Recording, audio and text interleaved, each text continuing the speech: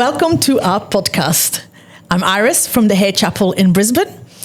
We know hair, we understand business, and we drink wine.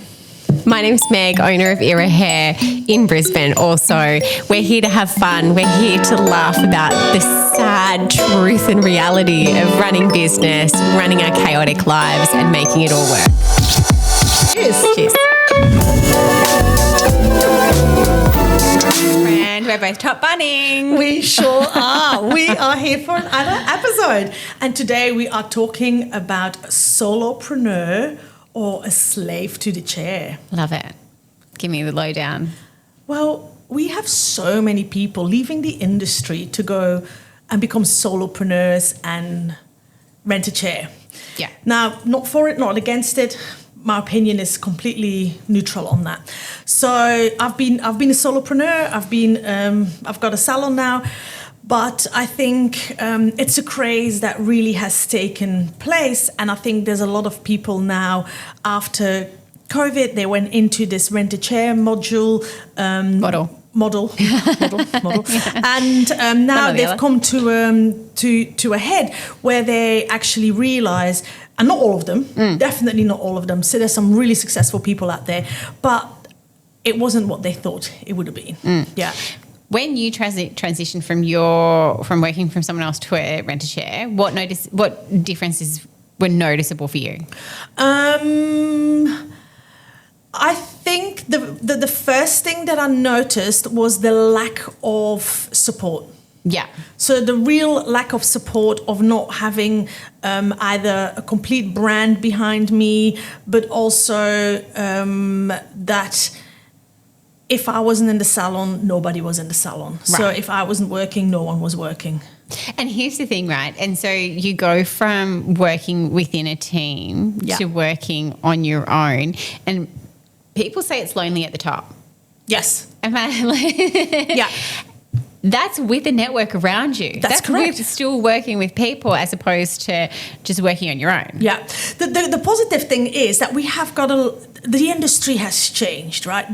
Years ago, there was very few brands who really were good at educating. Yeah. You could sign up for courses.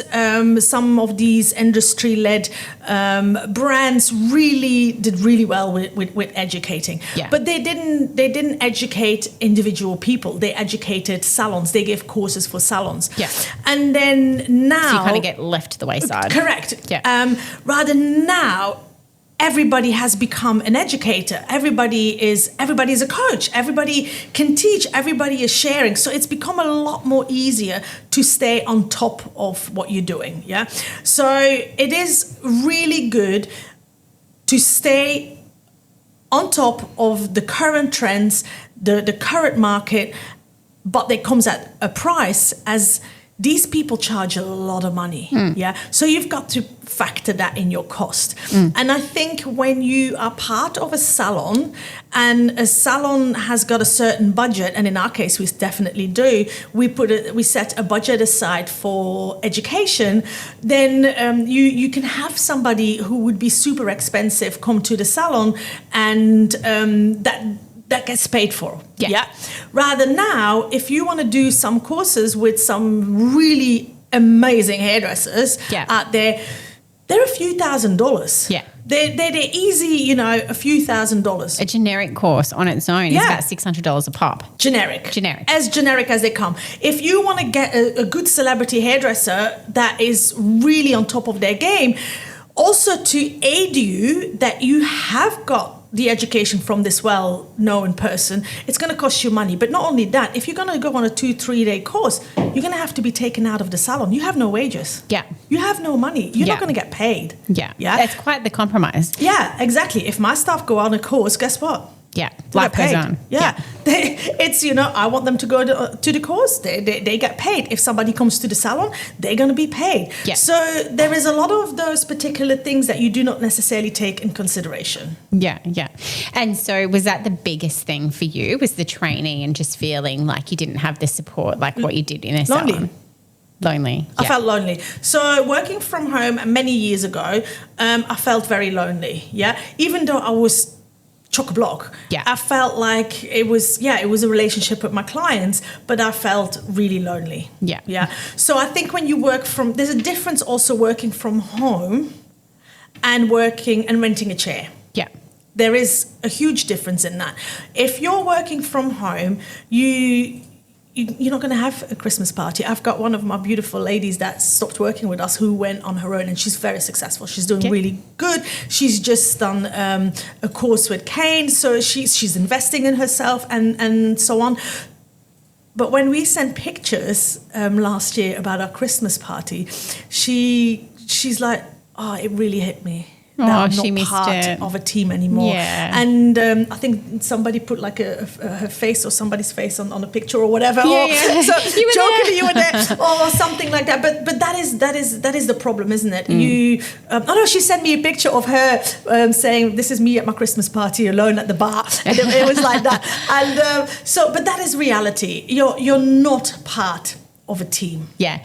And so one of the funny things, and this is just a thought bubble, they did a study. Now, they being the elusive they, can't remember which study it was that I heard it from, but it was one that I did in a HR kind of work environment seminar. And what the difference was between a lifespan of a normal human and the attributing factor to people who had a longer life was the community around them. And so same, I don't know if you've seen The Blue Zone. It's a documentary. Yes. Oh my God, it's so good. It's so it's good. about the community. It's the people that have a good supportive community live longer and happier. And Absolutely. healthier and all the rest of it. And so while old Mavis comes in at 97 years old and she thinks that the thing that kept her alive for so long, and she's mentally with it, right? It's her community around her. It's her community. Yeah. She exercises twice a day and she has a good network. Yeah. People who still come in, chat with her.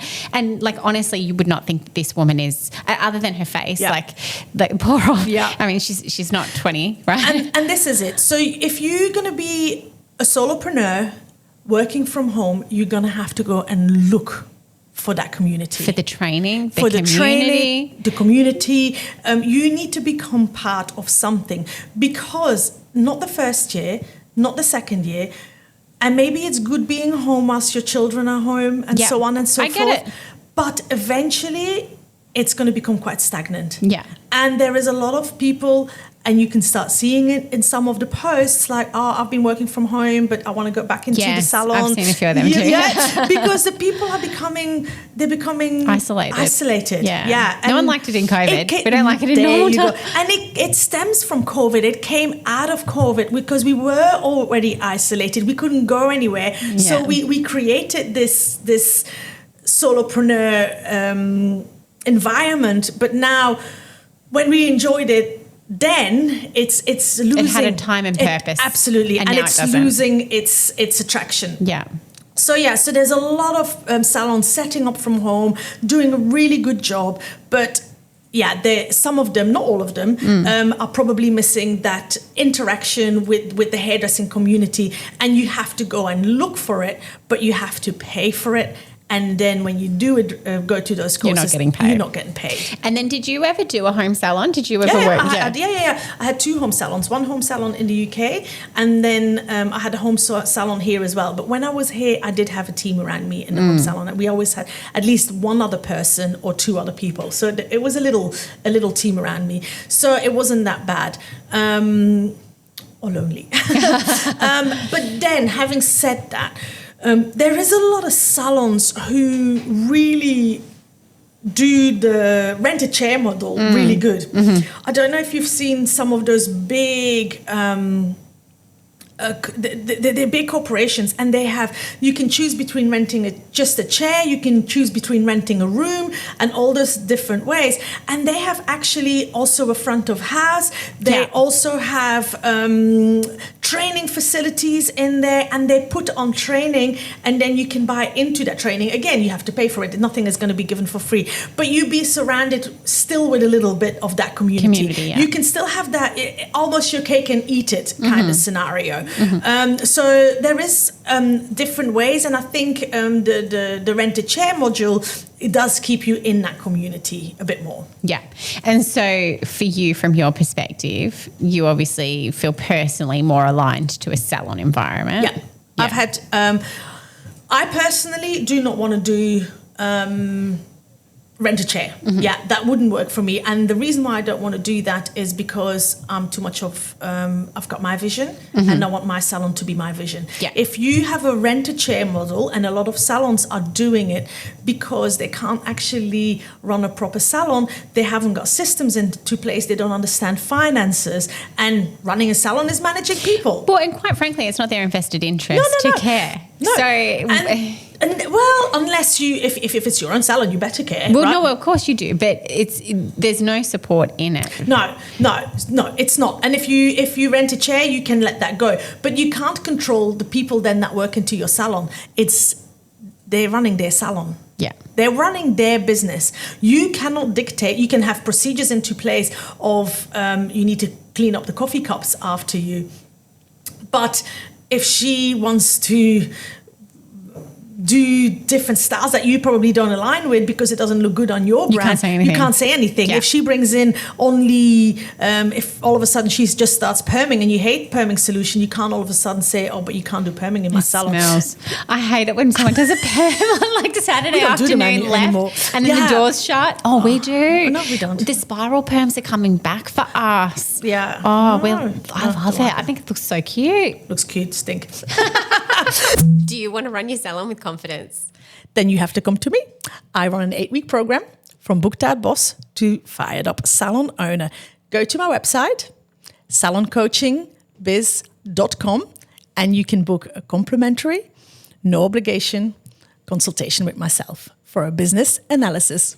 So we if you have a salon and you rented a chair, if you're a salon owner and you want to become a salon rent a chair person, I think a lot of people misunderstand the concept of that. So if you own a salon or a space and you want to start renting out chairs, you are not a salon owner.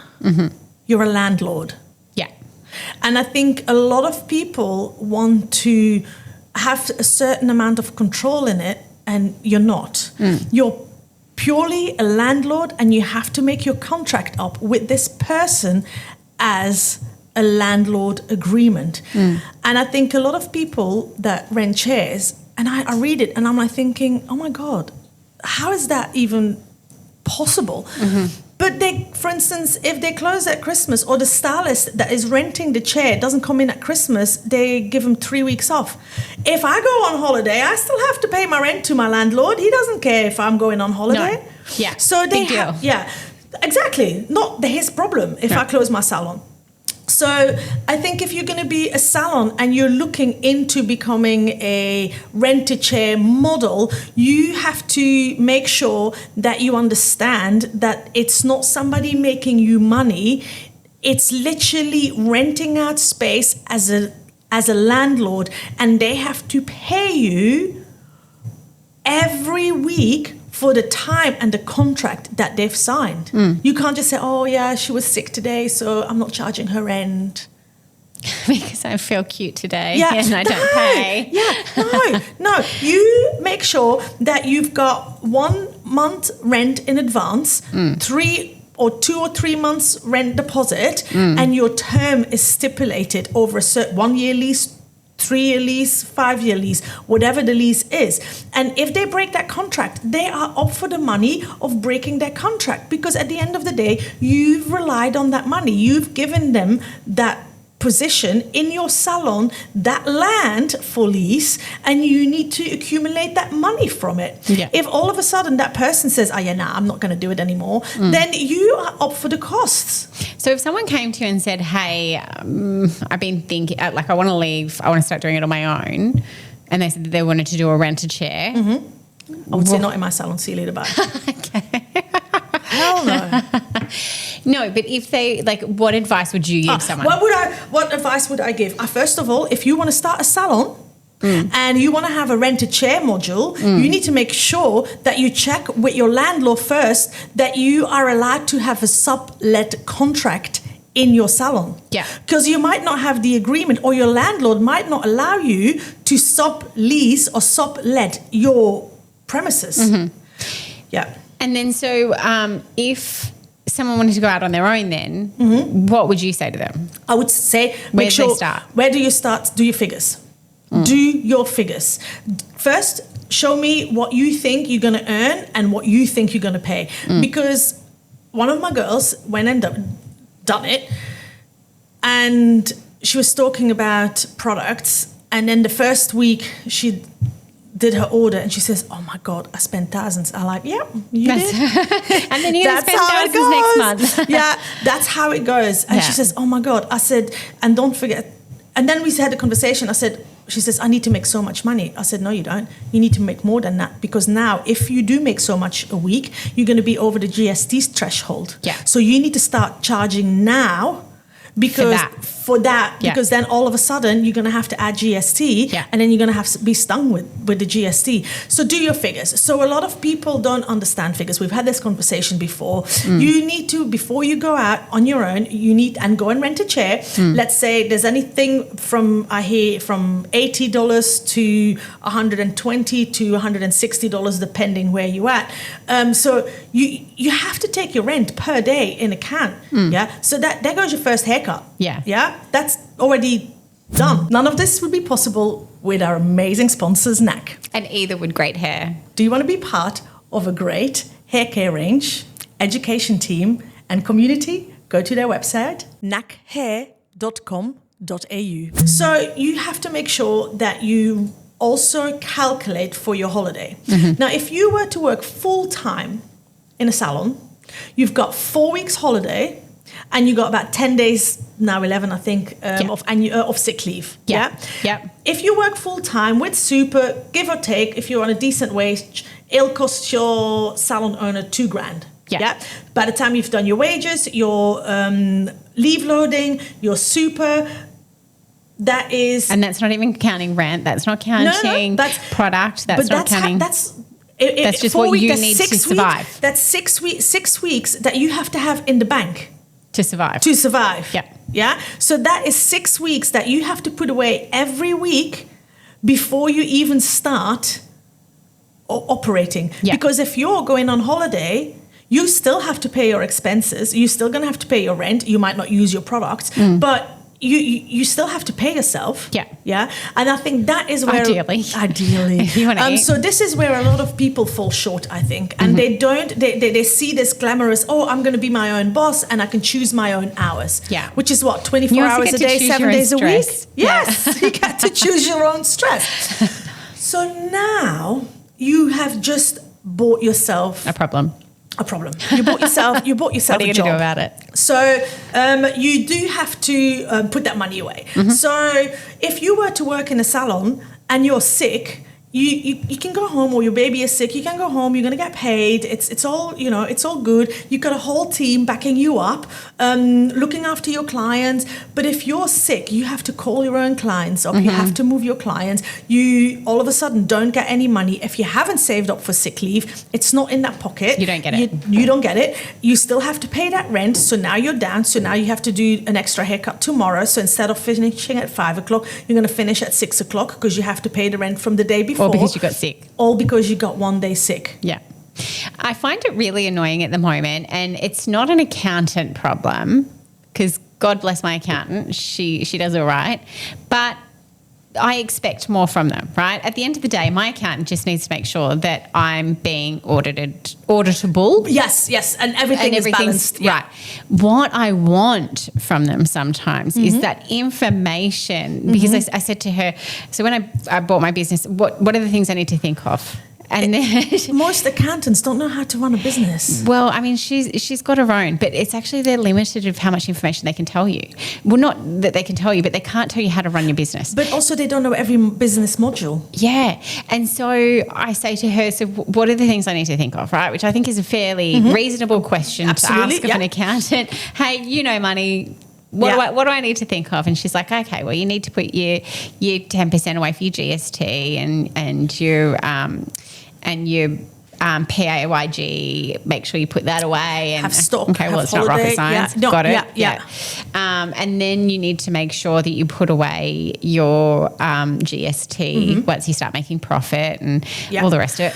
I think one of the problems that people that go solopreneur, they see that they take $6,500 a week. It's not all yours. It's not yours. It's not yours. Literally, your GST, Alone, you're holding that money for the government, and that is all you are doing. You are taking that money for the government. I want to challenge some people out there. I want to actually know how many hairdressers who are solopreneurs who work from home or rent a chair actually put their super away every week. Or even their GST. Or their GST. But their super, let's just say they're super. If you, your whole life, work as a solopreneur or rent a chair module. Are you investing in your future? Are you investing in your future? Are you actually going to come to retirement and go, damn, yeah, I have no money in my kitty. And then you're stuck hairdressing till 67 years old. Easy. And that's not fair. That's not fair. No one needs to do that to their body. And you haven't got a sellable business either. Yeah.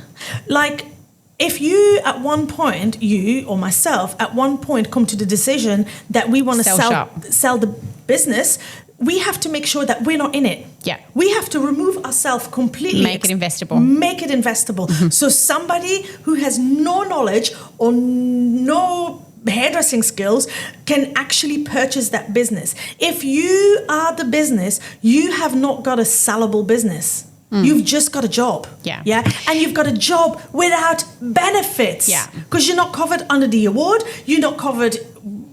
No one's giving you a wellness day. Nobody. Yeah, you can't. I've had a girl that said, "Oh, Iris, I really need a mental health day." I said, "Let me have a look." Yeah, no problem. Yeah, so I gave her a mental health day. Yeah, if you do that at home, because there was a team that could back her up. Yeah, no problem. You've got some gaps in there. We can do that. We'll figure it out. But when you're a solopreneur, you're a solopreneur. Yeah. You are in charge of your own column. Yes. I'm not saying that you can start at 9:30 after you brought your kids to school. You can finish at 2 too. You can just do that talk in my to me. Yeah, talk to me. You can finish at 2 o'clock. You can work certain days longer, certain days less. Yes, you can. But that is about the only thing that you have going to your advantage. Yeah. That is about it. Yeah. Anything on top of that, it's not really something that can be added as a benefit, because you haven't got the team to support you. You haven't got a brand really behind you. Also, you pay maximum for your products. If you go to Norris, you're not bulk buying. You buy 3 tubes of this and a bag of bleach. I love Norris. Love Norris. Very good for an emergency run. But at the end of the day, the other day we run out of something from NAC, and I had to go, and I nearly had a heart attack because you pay full price. Well, they're a retailer, right? They're a retailer. Yes, I know they're only for hairdressers, but they also have their rent to pay. They're not running out of, Their profit margin needs to be calculated in that. But then you have to calculate it. And your profit margin, no matter what, if you're working from home, people expect it cheaper. Like we said it before, a lot of people out there do really exclusive services. Yeah. So you can do that. And again, if you've got that salon experience where you rent a chair, you can still do that too. I think it's that salon where you can rent rooms and where you can... Oh, Salon Lane. Salon Lane, that's the one. They have also a buy-in program. So they buy bulk product. That's and then clever. So there is definitely clever ways to do it. Yeah. But I think moral of the story is, if you want to become a solopreneur, if you want to become an independent stylist, make sure you understand your figures and don't let the column in the salon that you currently work fool you, thinking if I make her $3,500 or $4,500 or whatever. I could have taken that home. I could have taken that home. That ain't it. Yeah. You're not taking that home. From that 4.5, I then pay 2.2 for rent. Yeah. I then go pay my insurance. I pay all of the rest of the fees. Yeah. It comes out of, and my accountant isn't going to sit there and baby me of all of the things I need to be aware of. Yeah. And that's the reality. Yeah. I have to say, that's where I've really gained value in relationships and coaching and that kind of thing, to understand a business because you're running a business. Yeah. The other thing is as well, if you are part of a team, you can rely on their marketing. Yeah. If you're a solopreneur, guess who's doing the marketing? Yeah. Guess You and you. You and you. You are waking up and rescheduling the appointments. You are answering the phone. You getting back to the phone. You doing all that sort of stuff. Rather, if you have somebody in the salon or a team member or other people there who can do it for you or with you, you ain't gonna have that time to do that. You have to allocate time for that, and you're not making money then. Well, it's part of making money, but you have to calculate that in your price. Yeah. That's all the extras that happen from the salon owner perspective. Correct. Or, the business perspective, I should say, that just really alleviates things. Yeah. I mean, it's a decision, right? Working for a salon is not for everyone. No, absolutely. And neither is renting a chair. Absolutely. Yeah. And not everybody would want to work with me either. So there you go. That is reality. I think I'm pretty delightful. Well, I like to hope so. But, we've had many people think and go off and do it on their own. You know what else as well, right? There's a lot of people who finish their education and they go and start up on their own. Yeah. Too soon. Fail with other people's money. Yeah. Yeah? Yes, I love that analogy. Fail with other people's money. Yes. Start learning whilst you are supported by a team, not when you're out on your own. Yeah. Because it is expensive. Yeah, and you've got a lot of mistakes to make. You've got a lot of mistakes to make. Yeah. I know. I feel like 3-4 years is a long time for an apprenticeship, really. I genuinely, it is a long time. How but long not does it take enough. to become a surgeon? Like 8 years? Probably. Double your hairdressing time. Absolutely. And go Absolutely. And this is it. You finish and you finish on a high, and then all of a sudden you go into an environment where you're not being supported, and then you start you haven't got knowledge about business, you don't understand money, and we've got a lot of these people crawling back into salons now because it's not as rosy as what it was, because they have to now pay their tax, their GST, so now they have to work double to recuperate that more expensive product. Don't forget your insurance. Yeah. Right, all the good stuff. So it's not all what it's cracked up to be, but if you want to go for it, go for it. Yeah. And there's still resources. There's 100%, mentors and 100%. coaches and Iris. Well, there you go. Well, and that brings us to it, doesn't it? So if you do want to if you're a solopreneur or thinking about becoming a solopreneur, go to my website, Salon Coaching Biz, and if you subscribe, then we can give you a welcome pack, and then you can figure out your own figures, if it's going to be worth it for you, what's in it for you, what would be the better option. So Get a real picture. I love that. Don't just listen to your instinct, but get real figures on paper. And then you can maybe, if you need to choose to do some other stuff first in order to get there, then...